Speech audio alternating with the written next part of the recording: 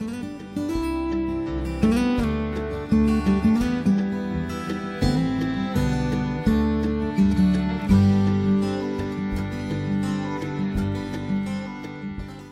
hello everyone, it's the MIgardener, and I'm just going to be very brief and very quick, but I'm going to show you something that I think is important when you're starting your flat-bodied seeds, like gourds, pumpkins, zucchini, watermelon, cantaloupe, anything in that family pretty much that just has a just kind of a flat seed, like this.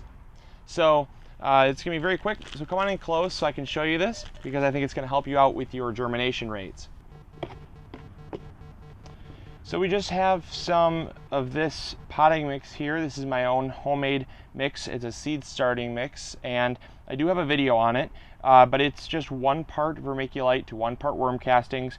It's got 1 cup of dried molasses. It has 1 cup of Gaia Green Glacial Rock Dust, and then it also has 4 tablespoons of humic acid powder. So that's just my all-around mix there. It's got a lot of great nutrients in it, and it's a very fertile mix. So another thing you're going to want to start with, not only do you want a very loose mix, but you want to start with a pretty deep pot. Most people want to start them in just one of these right here.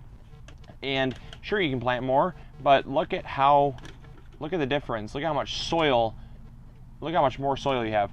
And the reason why you want more soil for that one plant, because you are going to put 1 seed in this 1 pot, is because when the seed sprouts, it's going to shoot down a huge taproot, just a very thick, big taproot, and then it just starts branching off immediately with wiry roots. And so you don't want them to be pot bound, because then that stresses out the plant. So this is going to give you enough time, because if you were to start them in this little 6 cell here, you would already have to transplant by the time the seed sprouts, and that would just not be fun. So, and it would plus be a waste of time. So this is just saving you a step, and it's saving you some time. So when you have a seed, I'm going to start some giant pumpkin seeds today. When you have a seed, it is really crucial to place the seed on its side. And what that means is, instead of starting your seed flat, like a lot of people will just throw their seed in there, because the root will come out of this part right here. And so they think, okay, well, it's going to just lift up and the seed coating will pop off.